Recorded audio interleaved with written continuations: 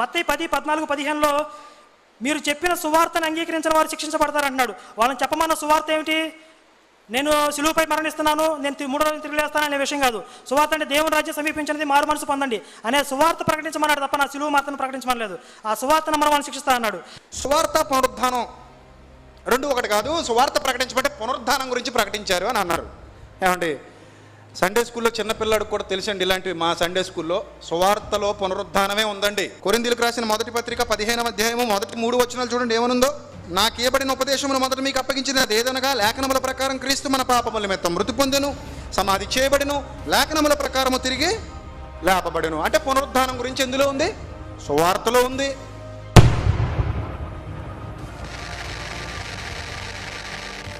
ఇక యేసు ఇప్పటికీ సుమారు 2000 సంవత్సరాల క్రితం ఇశ్రాయేల్ దేశంలోని బెత్లెహేంలో జన్మించారు. అయితే ఈయన ఏ రోజు పుట్టారనే దానిపై స్పష్టత లేదు. ఈయనకు సంబంధించిన చారిత్రక ఆనవాళ్ళు ఏవి కూడా అందుబాటులో లేవు. ఇక యేసుక్రీస్తు గురించి ఎలాంటి చారిత్రక ఆధారాలు లేవు అన్నారు. మీరు ఇంటర్నెట్లో సెర్చ్ చేసుకోండి, చారిత్రక ఆధారాలు ఎన్నో వస్తాయి. ఆయన సమాధి నేటికి నిలిచి ఉంది, ఆయన సంచరించిన ప్రదేశాలు నేటికి ఉన్నాయి. ఆయన గురించి చారిత్రక ఆధారాలు లేవనడం చాలా హాస్యాస్పదం.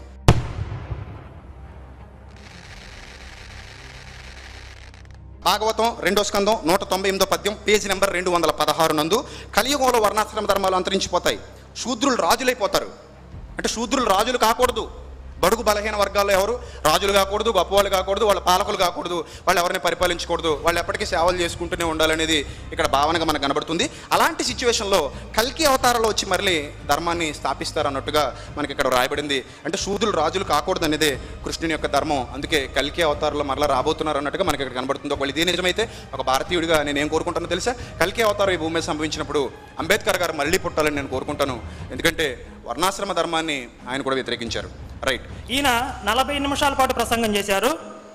40 నిమిషాలలో దాదాపుగా నేను టైం నోట్ చేస్తాను, 36 నిమిషాల పాటు శ్రీకృష్ణుని విమర్శిస్తూనే ఉన్నారు. కరుణాకర్ గారు మొదట మాట్లాడుతూ కృష్ణుని నేను విమర్శించాను అన్నారు. కృష్ణుని నేను విమర్శించలా, భాగవతంలో ఉన్నది చెప్పా, భగవద్గీతలో ఉన్నది చెప్పా. ఒకవేళ విమర్శిస్తే ఆ పుస్తకాలు రాసిన వాళ్ళు విమర్శించినట్టు తప్ప నేను విమర్శించినట్టు కాదు. ఎందుకంటే ఆ పుస్తకాల్లో ఏం రాయబడిందో చెప్పాను, అంతేగాని నా మీద అనవసరంగా నిందలేయొద్దని మరొకసారి కోరుకుంటున్నాను.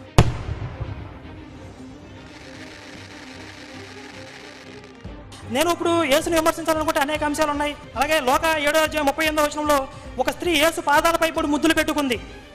అదేమిటంటే 7వ అధ్యాయం 47వ వచనంలో ఆ స్త్రీ నన్ను విస్తారంగా ప్రేమించింది అంటున్నాడు. ఒక యవ్వనంలో ఉన్న స్త్రీ యేసు పాదాలపై పడి ముద్దులు పెట్టుకుంది, ఆ స్త్రీ నన్ను విస్తారంగా ప్రేమించింది అంటున్నాడు. ఇక పాపం చేసిన స్త్రీ ఆయన కాళ్ళు ముద్దు పెట్టేసుకుంది. ఏమండి, అక్కడ వక్రీకరించవచ్చు అనే విషయం ఆయనకు తెలుసు, కానీ అది వక్రీకరించడానికి అవకాశం లేదన్న సంగతి కూడా ఆయనకు తెలుసు. ఎందుకంటే ఆమె పాపం నుండి ఏడుస్తూ ఉండి కాళ్ళు ముద్దు పెట్టుకుందండి. కాళ్ళు ముద్దు పెట్టుకుంది అంటే పవిత్రత, అక్కడ పవిత్రత కనబడుతుంది మనకి. అమ్మ అని పిలిచాడండి ఆమెని. ఏమండి, అక్కడ పవిత్రత మనకు కనబడుతుంది. ఆమెను పాపాలు క్షమించాడండి. ఎక్కడ కూడా యేసుక్రీస్తు ప్రభువు వల్గర్గా బిహేవ్ చేయలేదు. ఇక ముద్దు విషయానికి వస్తే కృష్ణుడు చిన్నప్పుడే లిప్ కిస్ పెట్టేస్తాడండి ఒక అమ్మాయికి. ఆ సందర్భం కూడా నేను మీకు చూపిస్తానండి. గోపికలు వచ్చి యశోదకి తప్పు చెప్తారండి, మీ అబ్బాయి ఇలా చేశాడు, ఇదిగో మా చిన్న పాప పెదవి కొరికిపోయాడు, మరి ఇది ఎంతవరకు కరెక్ట్ అని అంటారండి.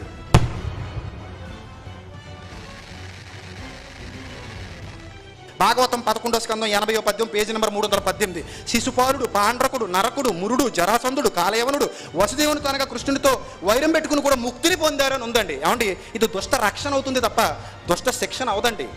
వాడు ఏం మారు మనసు పొందలా, వాడి జీవితాన్ని మార్చుకోలే, వాడు బ్రతికేం చక్కగా లేదు, వాడు ఎంతోమందికి అన్యాయం చేశాడు, వాడు ఎంతోమందిని బాధ పెట్టాడు. అలాంటి వాడిని ఈయన తిట్టినందుకు గాను, హరి హరి అని దూషించినందుకు గాను శిశుపాలుడు ఓరి హరి అసుర వైరి అని మాట్లాడతాడు. అలా మాట్లాడినందుకు గాను ఆయనకి మోక్షం ఇచ్చేశాడు. మోక్షం పొందడం చాలా కష్టమని ఇదే కృష్ణుడు చెప్పాడు గీతలో.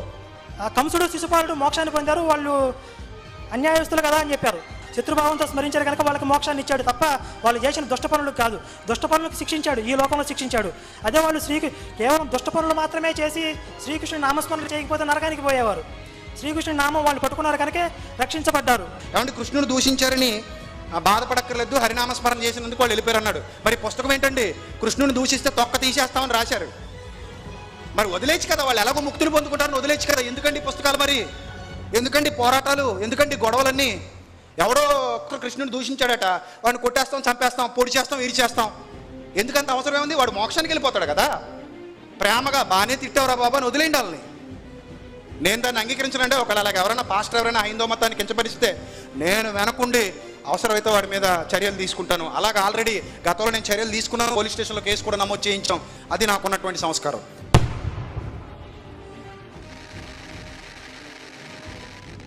అసలు ఈ పౌలు ఎలాంటి వాడని చూస్తే అపోస్తుల కార్యాలు 21:39లో నేను యూదుడును అంటున్నాడు. అపోస్తుల కార్యాలు 22:18లో నేను రోమీయుడును అంటున్నాడు. రోమా 11:1లో నేను బెన్యామీయుడిని అంటున్నాడు. అంటే ఒక మనిషి ఇన్ని రకాలుగా పుడతాడా? అక్కడ సందర్భానికి తగినట్లుగా నేను రోమీయుడిని బెన్యామీయుడిని అని చెప్పి ఒకసారి పరిచయులని అని చెప్పి పరిచయులకి సద్దుకాయలకి తగ్గు పెడతాడు. రోమీయుడిని అని చెప్పి అధికారులు జైలధికారులను భయపెడతాడు. అంటే పౌలు అబద్ధికుడు స్పష్టంగా కనపడుతుంది. మరో పాయింట్ అని చెప్పాడు, రోమీయుడును బెన్యామినీయుడు అని చెప్పుకున్నాడు పౌలు. మరో చోటేమో క్రైస్తవుడు అంటాడు. ఎందుకు ఈయన ఎవడు? రోమీడా, బెన్యామీనుడా, క్రైస్తవుడా? ఉదాహరణకి నేను ఆంధ్రుడినైన నేను అట్ ద సేమ్ టైం భారతీయుడినైన నేను అమెరికాకి వెళ్ళి గ్రీన్ కార్డు కానీ తీసుకున్నాను అనుకోండి, అక్కడ అమెరికా పౌరసత్వం నాకు వస్తుందా రాదా? వస్తుంది. అప్పుడు నేను ఆంధ్రుడిని చెప్పుకోవచ్చు, భారతీయుడిని చెప్పుకోవచ్చు, అమెరికా పౌరుడిని చెప్పుకోవచ్చు. అలాగే బెన్యామీను గోత్రంలో పుట్టాడు కాబట్టి బెన్యామినీయుడు, రోమా పౌరసత్వాన్ని సంపాదించుకున్నాడు కాబట్టి రోమీయుడు, క్రైస్తుని అంగీకరించి క్రైస్తవం అనే మార్గంలోకి ప్రవేశించాడు కాబట్టి క్రైస్తవుడు. ఇంత చిన్న లాజిక్ ఆయన ఎలా మిస్ అయ్యారో నాకు అర్థం కాలేదు.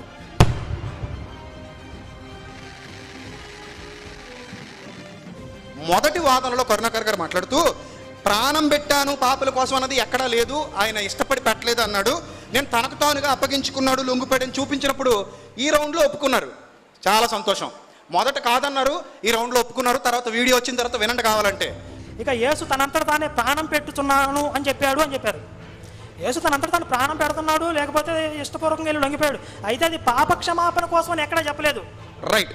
ఇప్పుడు మళ్ళీ ఒప్పించే ప్రయత్నం నేను చేస్తున్నాను. పాపుల కోసం వచ్చాను అంటే ఒప్పుకుంటాను అని అన్నారు. ఆయన అన్నారు, ఇప్పుడు మీరు విన్నారు, పాపుల కోసం వచ్చాను అంటే ఒప్పుకుంటాను అన్నారు. ఒక విషయం స్పష్టంగా చెప్తాను, యేసు స్టేట్మెంట్స్లో ఎక్కడా కూడా నేను పాపుల కోసం చనిపోతున్నానని కానీ నేను పాపుల కోసం రక్తం చిందిస్తున్నానని కానీ యేసు ఒక్క వాక్యం కూడా చెప్పలేదు. ఆ విషయం నిరూపించగలిగితే నేను వెంటనే నా ఓటమిని అంగీకరిస్తాను. ఇప్పుడు నేను చూపిస్తున్నాను, పాప క్షమాపణ కోసం ప్రాణం పెడుతున్నానని యేసు మాట చూపిస్తాను.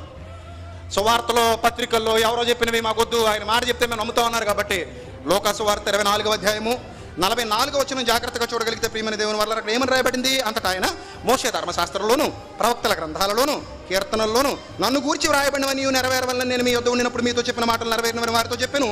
అప్పుడు వారు లేఖనములు గ్రహించినట్లుగా ఆయన వారి మనస్సు తెరిచి క్రీస్తు శ్రమపడి 3వ దినమున మృతులలో నుండి లేచిననియు యెరూషలేము మొదలుకొని సమస్త జనములలో, నాట్ ఓన్లీ ఇజ్రాయేలియన్స్, సమస్త జనములలో ఆయన పేరట మారు మనస్సు పాప క్షమాపణ ప్రకటింపబడుననియు వ్రాయబడి ఉన్నది. ఈ సంగతులకు మీరు సాక్షులు. ఎవరు చెప్పారు? సాక్షాత్తు యేసుక్రీస్తు ప్రభు వారు చెప్పారు. ఆయన ఒప్పుకున్నారని, ఒప్పుకోవాలని నేను కోరుతున్నాను, ఒప్పుకుంటానని అన్నారు. కాబట్టి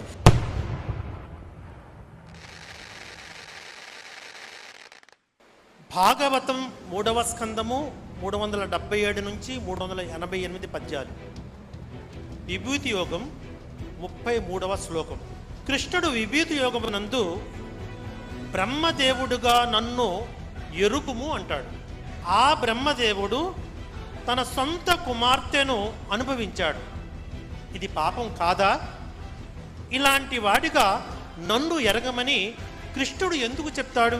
ఇక్కడ బ్రహ్మ రజోగుణంతో ఉంటాడు. సృష్టి చేయడానికి పరమాత్మ నుంచి ఉద్భవించిన ఒక అంశ రజోగుణంతో ఉంటాడు. ఆ రజోగుణం స్వీకరించకపోతే ఆయన సృష్టి చేయలేడు. అయితే ఇంతకుముందు చెప్పాను, భార్య అంటే ఏమిటి అనే విషయం. స్త్రీ రూపాలు ధరిస్తాయి శక్తులు. జ్ఞానం అనే శక్తి సరస్వతి రూపాన్ని ధరించింది. దశమస్కందం 80 మీకు ఆ శక్తులు రూపాలు ధరించడం గురించి దశమస్కందం 39:55వ శ్లోకంలో చూడొచ్చు. అలాగే దశమస్కందం 87వ అధ్యాయం 31వ శ్లోకం చూస్తే జలము వాయువుతో కలిసి బుడగలు ఉత్పన్నమైనట్టుగా ప్రకృతి పురుషుల సంయోగముచే ప్రాణులు ఉత్పన్నమగును. జలము నీరు కలిస్తే బుడగలు ఉత్పన్నమవుతాయి. ప్రకృతి పురుషుడు, ప్రకృతి అంటే స్త్రీగా చెప్పబడింది, పురుషుడు అంటే బ్రహ్మ, వీళ్ళిద్దరు కలయికతో ప్రాణులు ఉత్పన్నమవుతున్నాయి. అయితే మీరు అనుకునే సంయోగం కాదది, అంతే సంబంధం. ఇక బ్రహ్మ మార్గదర్శకుడు అంటే ప్రకృతి జలము అనేది ఒక వివరణ ఇచ్చారు, ఆత్మ సంబంధమైనదిగా వివరణ ఇచ్చారు. ఒకవేళ అదే నిజమైతే బ్రహ్మను గూర్చి ఏమని మాట్లాడుతున్నారో చూడండి. పోతన భాగవతం 3వ స్కందం 377 నుంచి 388 పద్యాలు, పేజీ నెంబర్ 355. బ్రహ్మదేవుని ఆత్మ నుండి మన్మధుడు, ఆయన ముఖం నుండి సరస్వతి పుట్టారు. తన కూతురి సౌందర్యానికి బ్రహ్మ మోహపరవశుడై మన్మధుని బాణాలు ఆయనను సంధించి కన్న కూతురనే సంకోచం లేకుండా పాపానికి వెనుకాడక వ్యామోహంతో ఆమె వెంటపడ్డాడు. ఇదంతా భాగవతంలో రాయబడింది, నేను చదువుతున్నానండి. తమ తండ్రి దుశ్చర్యను మరీచి మొదలైన మునీశ్వరులు తెలుసుకుని ఇలా అన్నారు. ఈయన ఏం చెప్పారు? అది ఆత్మ సంబంధమైనది, భౌతికంగా తీసుకోకూడదు అన్నారు. కానీ మరీచి మొదలైన మునివర్యులు ఏం చేశారట? ఓ బ్రహ్మదేవా, చాలు చాలు, సన్మార్గాన్ని కాలదన్ని కన్న కూతురిపై కన్ను వేసి రమింపదలిచావు. ఇది ఎక్కడ ధర్మమయ్యా? ఇంతటి పాపానికి ఒడిగట్టినటువంటి నీ న్యాయం, నీ పెద్దరికం మట్టిపాలయ్యింది, నీ శీలం నేలపాలయ్యింది. లోకులు ఏమంటారు? బ్రహ్మదేవుడు వావి వరసలు వదిలి కన్న బిడ్డనే కామించాడని చెడతట్టరా? పాపకృత్యమని భావించకుండా క్షణికమైన సౌఖ్యానికి ఆశించి ఈ అల్పానికి పాల్పడ్డావు. కామాంధునికి కళ్ళు కనిపించవన్న లోకోక్తి ఉండనే ఉంది. వారి మాటలకు బ్రహ్మ సిగ్గుతో తలదించుకున్నాడు.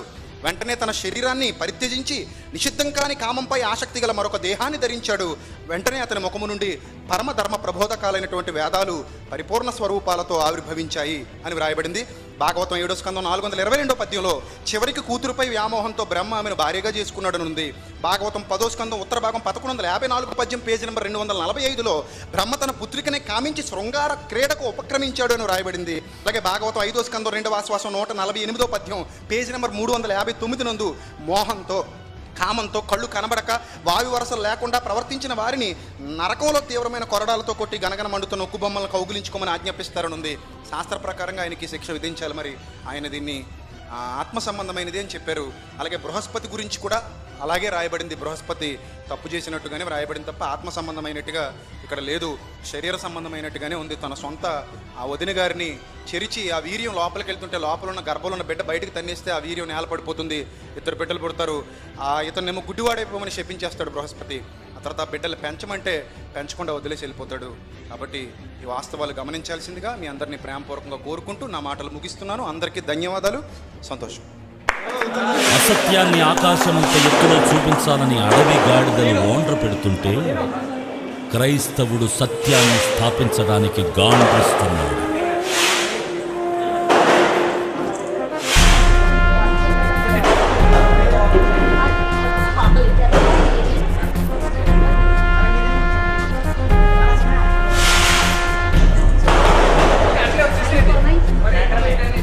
వాక్య ఖడ్గముతో కథన రంగమున కదులుతున్నాడు క్రైస్తవుడు.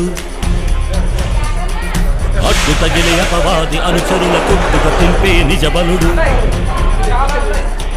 వెన్ను చూపని వీరుడు ధీరుడు విశ్వవిజ్ఞాన సార్వభౌముడు. ధైర్యం నిండిన ధీరోదాత్తుడు శత్రువు కట్టిన కోటలు కూల్చే క్రీస్తు సైనికుడు.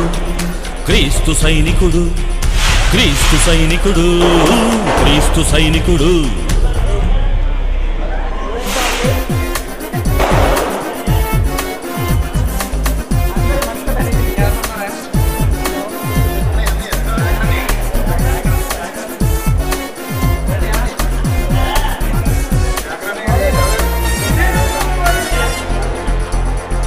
ఏసే మార్గం, ఏసే సత్యం, ఏసే జీవం.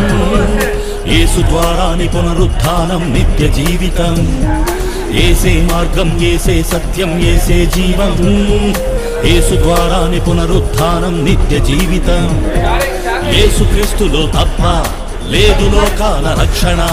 యేసుక్రీస్తులో తప్ప లేదు పాప క్షమాపణ. క్రీస్తు సిలువ వేయబడ్డాడు, మృతుడై తిరిగి లేచాడు.